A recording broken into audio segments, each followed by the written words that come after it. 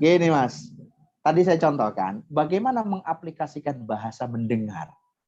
Ketika orang awam bertanya bahwa Allah itu punya sifat maha mendengar. Ya, tapi ingat, lagi-lagi istilah di, ter itu bahasa teknis karena kalimatnya pakai isim apa namanya? Pakai kata fiil atau kata kerja. Jadi sekali lagi, sifat mendengarnya Allah tidak sama dengan mendengarnya makhluk seperti kita. Lah, menggambarkannya kan bagaimana? Suara itu kalau kedengaran oleh telinga kita masuk, orang yang normal bisa menyimpulkan makna atau apa suara itu. Tapi bagi Allah, ya, tidak berlaku itu. Apa yang terdengar oleh telinga itu tidak semua kedengaran. Sekali lagi, apa yang terdengar tidak semua kedengaran. Sementara Allah lepas dari itu semua. Jadi memang contohnya ini sangat sangat penting kalau kita menyontohkan. Ya intinya apa yang terdengar itu belum tentu bersuara. Ya, apa yang terdengar itu belum tentu bersuara. Jadi kalau sekarang kita memaknai Allah itu kalau kita memaknai Allah mendengar, tidak melulu yang suara yang terdengar, tapi Allah mendengar sampai wallahu ya'lamu ma fis sudur, sampai ke kerentek hati. Kita ngomong apa gitu, kita kerentek hati apa gitu, Allah mendengar. Allah mendengar. Ya, artinya sifat mendengar ini lagi-lagi kita menyontohkannya setiap yang suara, ya, setiap yang suara di makhluk itu terdengar, tapi tidak semua yang terdengar itu harus bersuara. Paham? Sama dengan melihat, Al-Basir. Yang disebut melihat itu adalah objek yang disimpulkan oleh alat panca indera mata kita. Tapi Allah itu melihat ala kulli syai, segala sesuatu. Allah melihat tanpa mata karena yang kelihatan tidak harus pakai mata. Sekali lagi, yang kelihatan tidak harus pakai mata. Tak kasih contoh. Ada yang pernah lihat orang tunanetra bawa tongkat atau apa? Atau kita punya family yang nyun sewu tunanetra gitu? Ada. Coba perhatikan kebiasaan beliau. Orang yang tunanetra itu berjalan tidak pakai mata, tapi kadang-kadang dibantu alat seperti tongkat, atau dia hafal karena setiap saat di jalan yang sama atau di kebiasaan-kebiasaan yang sama. Orang yang tidak bisa melihat secara fisik, dia bisa melihat secara batin. Coba saja.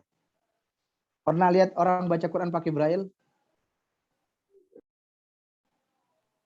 Kalian tahu ada orang baca Quran pakai braille.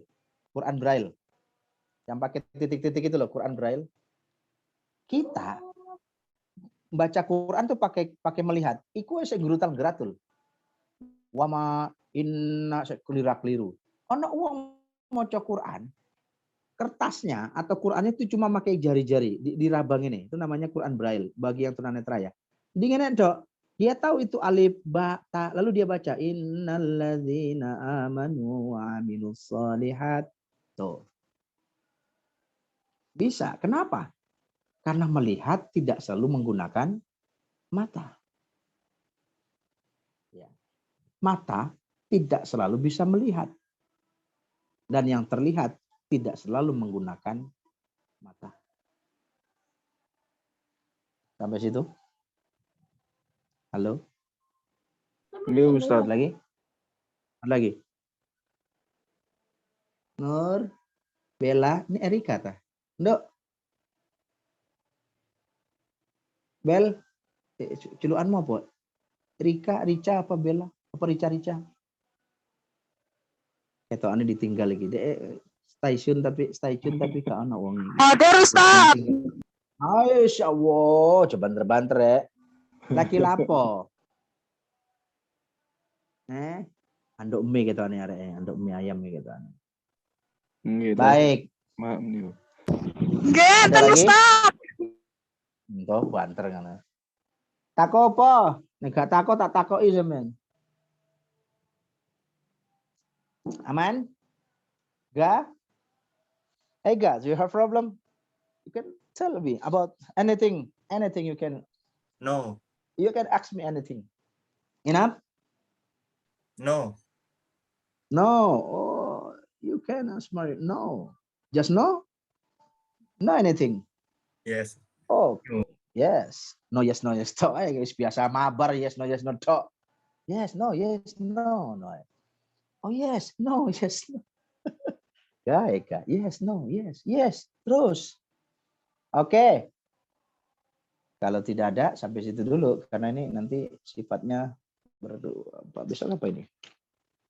Sebentar. Sami'un al-basir. Catat ya, aja sampai keliru mana kamu. Apa yang mau? Sami'un al-basir, mutakallim. Ya, wal mutakallim. Oh, ini terakhir sifat mutakallim, guys. Mutakallim. Sama, kita lihat. Wal kalamu huwa sifatun azaliyatun qaimatun bidzatihi ta'ala. Ya'buru anha bin nazmi al-makhsusi al-musamma bil Qur'an wa bi kalamillahi ta'ala aidan. Qala Allah ta'ala wa kallama Allah Musa takliman. Fakalamuhu ta'ala laisa biharfin wala sautin bal bi kalamin qadimin la awwalalah wala akhiralah. Wa amma ma'na qaulu ta'ala wa kallama Allah Musa taklima ay asma'ahu kalama al-qadim bi jami'i a'dha'ihi min jami'il jihati wa kana Jibril ma'ah. Falam yasma' ma kallama Allah bi Musa wa sami'a kalamuhul qadim aidan sayyidina wa nabiyuna Muhammadin sallallahu alaihi wasallam lailatul Isra wa laysa Allah fi makan wala jihatin bal kana lisami'il hadis. Oh, jadi ini sifat terakhir. Jadi nanti kita langsung masuk 7 sifat selanjutnya. Kalam. Kalam itu sifatun azaliyatun qaimatun bidzati. Kalam. Apa itu kalam? Bercakap-cakap. Sifat Allah itu yang selanjutnya adalah kalam. Bercakap-cakap. Ya. Beberapa ulama tafsir mengartikan berkata-kata. Tapi ingat, kalam ini sifatun azaliyah. Sifat azali. Lagi-lagi, lepaskan sifat itu dari setiap ruang dan waktu. Kalamnya Allah itu lepas dari ruang dan waktu. Ini seperti definisinya awal. Qaimatun bidzati. Dia tegak. Sifat kalam Allah ini tegak dengan zatnya. Jadi tidak ngikut waktu ruang, ikut Allahnya. Sifat itu ikut Allahnya. Ya'buru anha bin nazil maksus al-musamma bil Qur'an. Koyo contoh Al-Qur'an. Nah, Quran itu kalam Allah. Quran itu kalam Allah. Karena kalam Allah, Quran itu ngikuti Allah ya, ngono lho. Maka Quran itu qadimun azali. Gitu. Terus wa bi kalamillahi ta'ala aidan. Qala Allah Ta'ala wa kallama Allah Musa taklima. Lalu bagaimana memahami Allah berbicara dengan Nabi Musa di Gurun T pada saat menerima 10 perintah itu? The Ten Commandment itu dalam kisah Zabur, dalam Tauratnya, the Ten Commandment. Nabi Musa menerima perintah 10 hal itu di Gurun T, ya di Aqsa Palestina sekitar itu. Kemudian Nabi Allah Musa beraudiens dengan Allah di Jabal itu. Lalu kemudian Nabi Musa tidak sanggup melihat, tapi dia menerima perintah. Lalu ada istilah kalam. Nah, disitulah Allah kemudian berkalam dengan Nabi Musa. Apa itu kalam dimaksud? Bukan kalam dalam arti berbincang seperti manusia kita, bukan. Kalam Allah itu artinya menerima perintah dari Allah. Bentuknya apa? Saut, suara. Ada yang mengartikan wahyu yang dimasukkan ke hati. Ya. Fakalamu ta'ala laisa biharfin wala saut. Nah, ini juga yang harus dipahami. Sebagian lagi ulama, bahkan Syekh Al-Marzuki dalam kitabnya syarahnya ini mengatakan, kalamnya Allah itu laisa biharfin wala saut. Tidak ada huruf, tidak ada suara. Bal bi kalamin qadim. Tapi dengan kalam yang dimasukkan ke dalam hati tadi. Nah, ini yang dimaksud. Jadi Nabi Musa dipahamkan oleh Allah. Dipahamkan oleh Allah dengan wahyu. Tuh. Terus apa maknanya wa kallamallahu Musa taklima? Itu artinya Nabi Musa mendengar ya. Kalam Allah dalam arti wahyu itu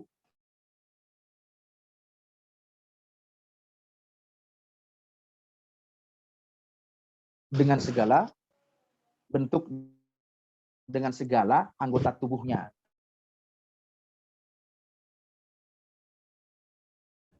Dengan segala wahyu. Jadi dia masuk ke dalam rasa.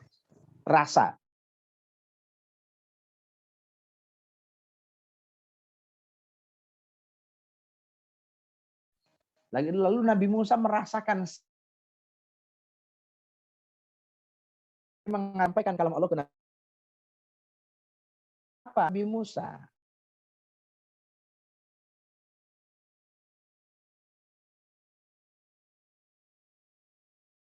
Kalimat bukan seperti ya, lalu kata yang memaknai kalam tauhidnya dan kalam Allah bukan rasa suara memandang azan isya. Sampai situ ya sifat kalam. Kita lanjutkan besok selanjutnya. Al-Fatihah. A'udzubillahi minasyaitonir rajim. Bismillahirrahmanirrahim. Alhamdulillahirabbil alamin arrahmanir rahim maliki yaumiddin. Shiratal ladzina an'amta 'alaihim. Allahumma shalli wa sallim wa barik ala sayyidina maulana Muhammadin walhamdulillahirabbil alamin. Allahumma anfa'na bima 'allamtana wa 'allimna ma yanfa'una wa zidna ilma subhanaka la ilma lana illa ma 'allamtana innaka antal alimul hakim. Allahumma ja'al auladana wa ahlana wa jam'iyatana wa thulabatina min ahli al-'ilmi wa 'alil qur'ani wa syukri wal ibadah wa la taj'alna min al-syarri wa dhir wa dhalala subhanaka la ilma lana illa ma 'allamtana innaka antal alimul hakim. Allahumma rabbana atina fid dunya hasanah wa fil akhirati hasanah wa qina adzabannar. Sallallahu ala nabiyyina Muhammadin nabiyil ummi wa alihi wasallam. Alhamdulillahirabbil alamin. Subhanakallah bihamdik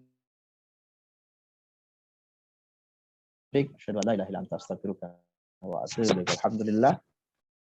Assalamualaikum warahmatullahi wabarakatuh. Waalaikumsalam warahmatullahi wabarakatuh.